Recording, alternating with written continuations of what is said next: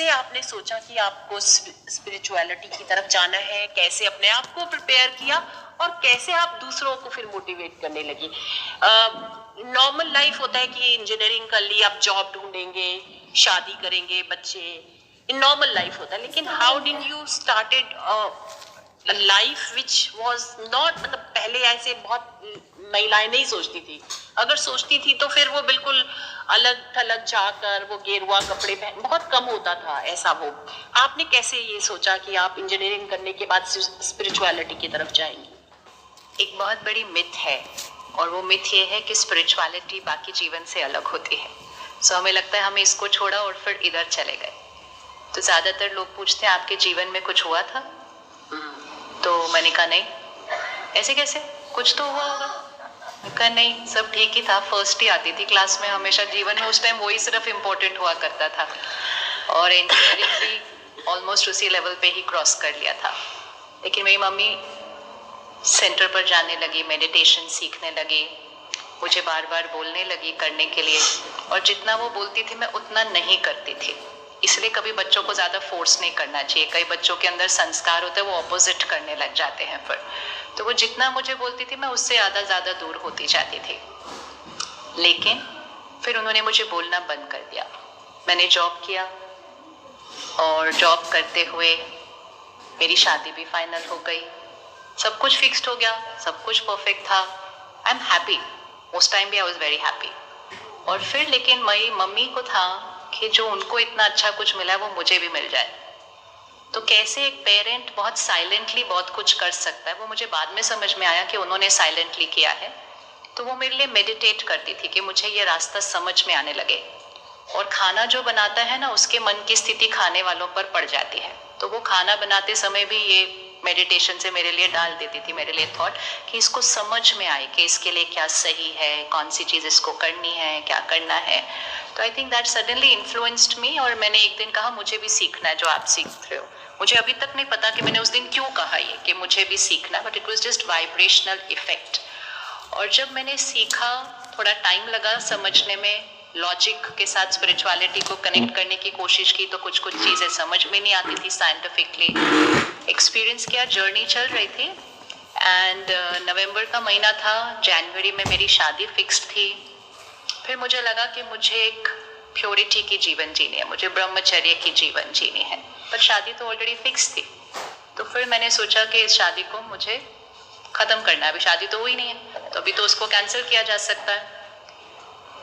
That is why I say we should never say male and female, because I firmly believe it is not male or female who is superior or inferior. It is the soul and their sanskars. So I just went and told my fiance कि ऐसा मुझे शादी नहीं करनी है, मुझे इस तरह का जीवन जीना है। In the next reply, in one line, he said, तुम्हें जैसा जीवन जीना है वैसा जियो, लेकिन ये शादी हो जुड़ चुकी है तो इसको अभी बिल्कुल तोड़ना नहीं है। And we got married, and today is 27 years. And 27 years I have lived that life with him. And everything that I have been able to do on this journey has only and only been because he's been a very, very big support system for me throughout. तो वो एक power है।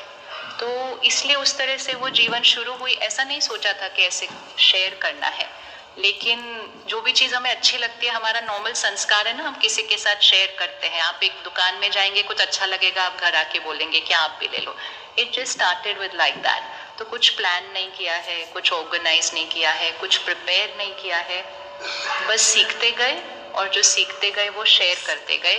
पहले एक के साथ share किया, फिर 10 के साथ शेयर किया, फिर कुछ ऐसा ही सीन आया कि बीच में फिर थोड़े ज़्यादा के साथ शेयर कर दिया। वो कुछ प्लानिंग से, it's not like a career, तो वो करियर के जैसे नहीं चल रहा था। It's still my own journey only, I am still on my journey, this is just a part of sharing that. One more question for you. What are your thoughts on think and respond rather than respond and think? Yeah. कई बार हम react करने से पहले सोच लेते हैं, और कई बार हम रिएक्ट करने के बाद सोचते हैं कि मुझे ऐसा सोचना नहीं चाहिए था या ऐसा करना नहीं चाहिए था। तो आध्यात्म हमें सिखाता है कि सोचकर बोलना नहीं, सोचकर करना नहीं, सोचकर सोचो कि क्या ये बात सोचने लायक है। अगर आपने सोचकर सोच लिया तो फिर आपको सोचकर बोलने और करने की जरूरत नहीं पड़ेगी, क्योंकि आपने थॉट राइट क्रिएट कर ली है। सो वंस आप राइट थॉट्स क्रिएट करते जाएं तो फिर आपके शब्द, आपके व्यवहार, आपका रिस्पॉन्स वो तो ऑटोमेटिकली सही होता ही जाएगा। लेकिन आपकी थॉट्स हमें राइट रखनी है, ऐसा नहीं कि सोचा कुछ और बोला कुछ और। तो अगर हम रिएक्ट करने के बाद सोचते हैं तो वो तो सिर्फ रिग्रेट और गिल्ट ही क्रिएट करता है। लेकिन हम अगर ब्लेम गेम की लाइफ में जीते हैं, उसने ऐसा किया तो मुझे फील ऐसा हुआ, तो हम अपना रिस्पॉन्स चूज नहीं कर रहे, हम जस्ट रिएक्ट कर रहे हैं। जैसी बात वैसी रिएक्शन।